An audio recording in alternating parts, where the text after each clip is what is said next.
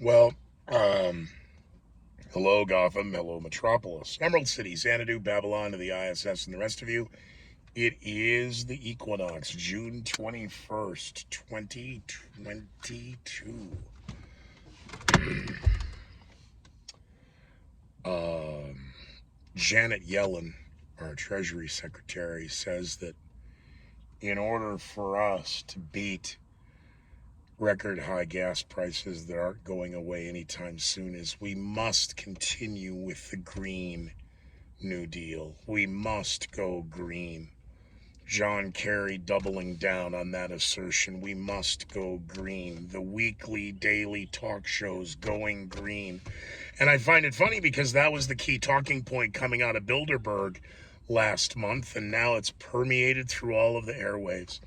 Climate change, Colorado, Fox 31, KDVR Denver, Jessica Leibel openly admitting changing the criteria of what means it for you for a pinpoint weather alert day.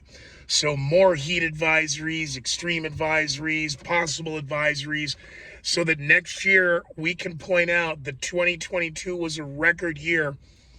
Tumultuous heat wave from Kansas to Michigan. Well, that's really not that far. That's not Tornado Alley like Oklahoma back to Michigan. Nice try. Sweltering heat wave record highs. Well, when it takes 90 degrees to beat a record high, hail Lavalk, I mean, the Twin Cities, St. Paul was 101. Somehow the media reported 106.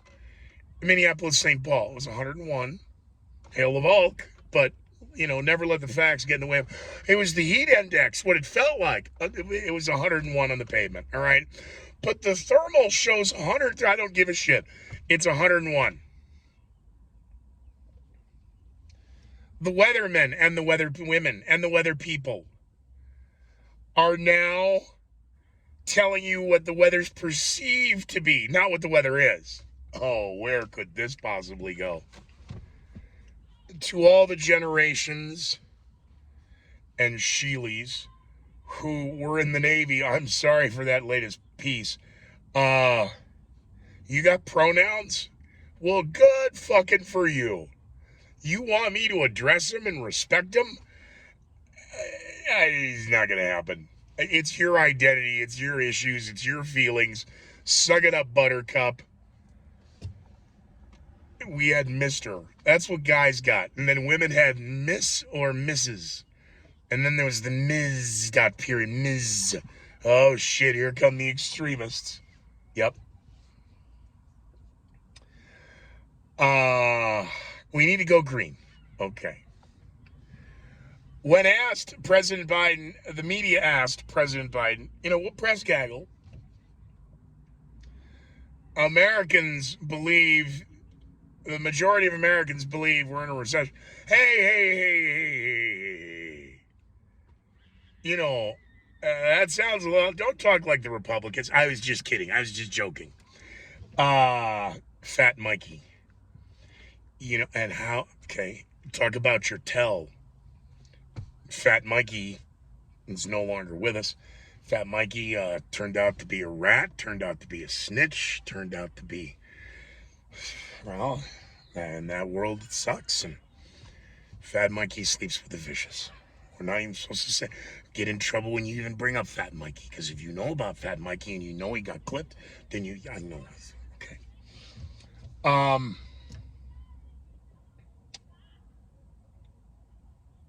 Fat Mikey's tell was just joking. And I know a lot of you people know people like that. Jeez, that's the worst thing. I was just kidding. I was just joking. That was Mikey's tell. Anyone who does, that's their tell. That means it's just that there's one of many.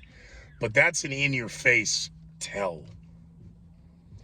They said something and then they quickly, I was just joking. I was just kidding. I didn't mean.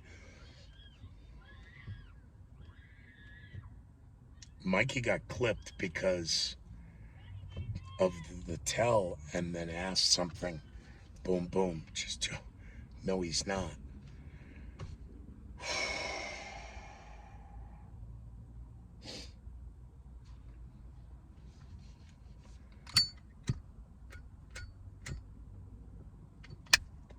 So POTUS tells the media, and this reporter says, no, but serious. I was just joking, but serious. Here's the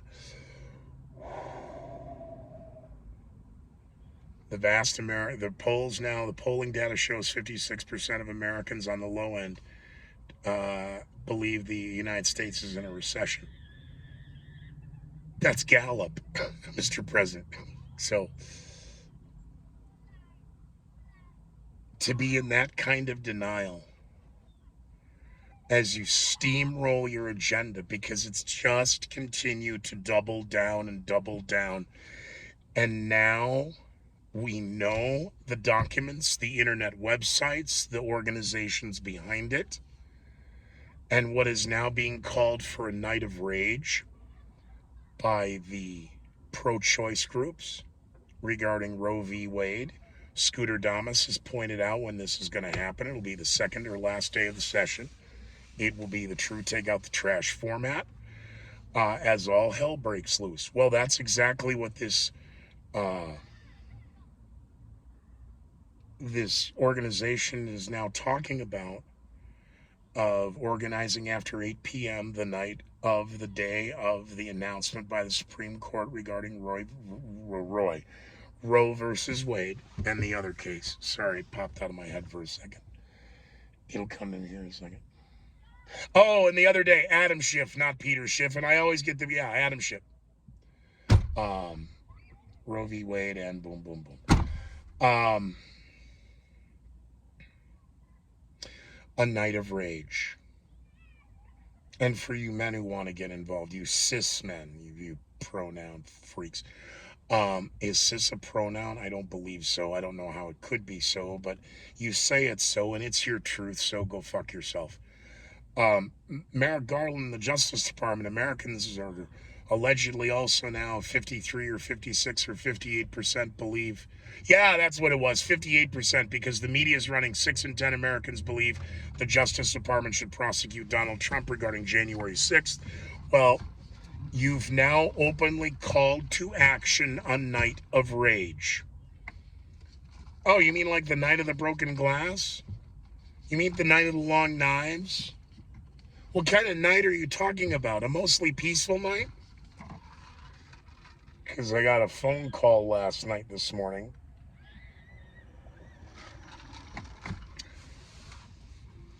The group I work for, I swear to God, it's like Quitters Anonymous. I get a phone. Well, what the hell are they? Well, it is 4:30 in the morning. They know I'm awake. Hey, what are you doing?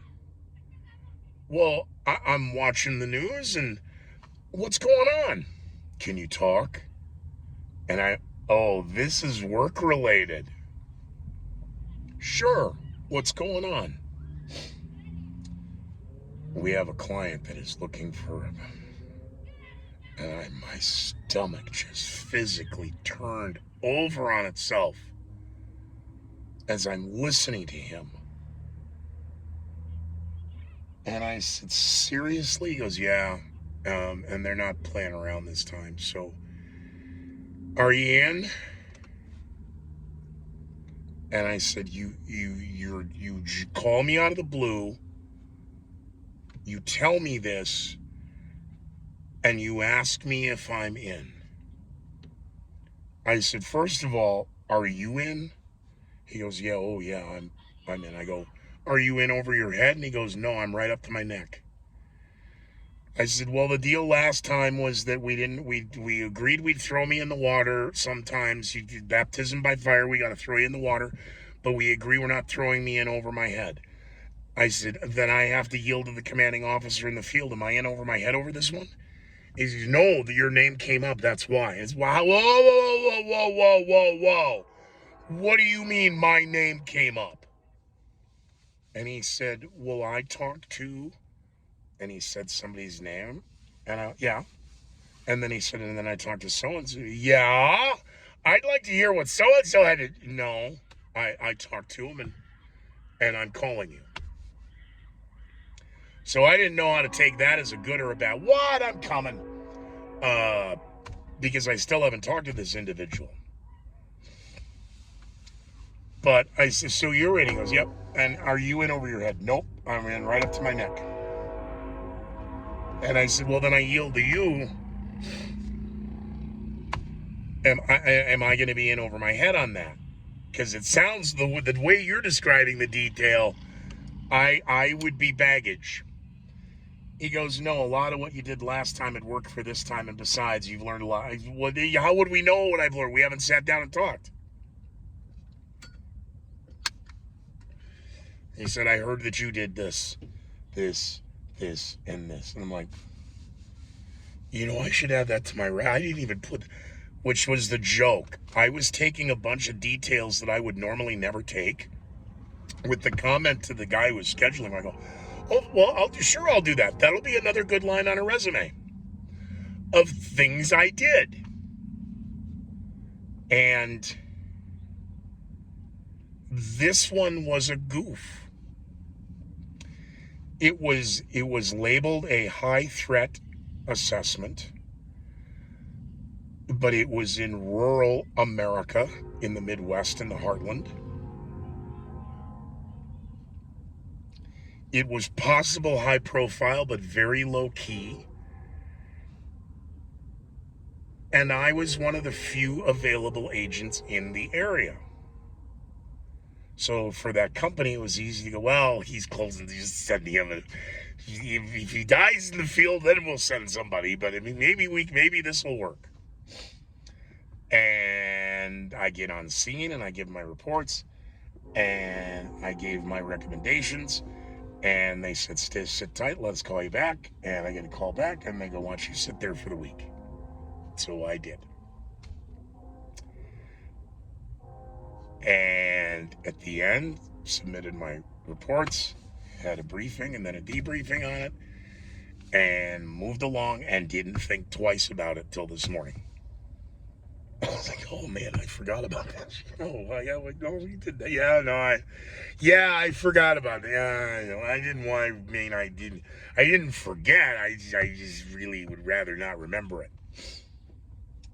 So I said to him, well, then, this is up to you. And he said, no, nobody's getting drafted for this one. You got to sign up. Are you in? And I said, well, you said you're in on this one. So, I mean, yeah, if for no other reason, how many is the crew going to be? He said, I'd like 8, but I'm going to be lucky if I find 6. And I said, well, between you and me, that's 2. Go find 4 more. And his voice immediately changed.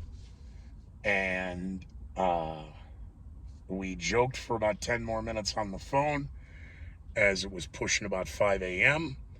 And he'd just put in a 12 1-to-1 and had been on the phone or figuring out whatever overnight. And that's, Scooter's up at 4:30 in the morning. I'll bother him. So I don't know who else from the class of 2020 got that call today. Hopefully I'll see you soon. And hopefully, no, we never see each other. We agree to take the detail that never takes place. But this summer of rage nonsense. What else? Justice Sotomayor, boy. Again, the House of Kagan and the House of Sotomayor are 2 likely suspects. And again, what did Scooter Damas say about the leak? Now she's coming out. Clarence Thomas and I are good friends.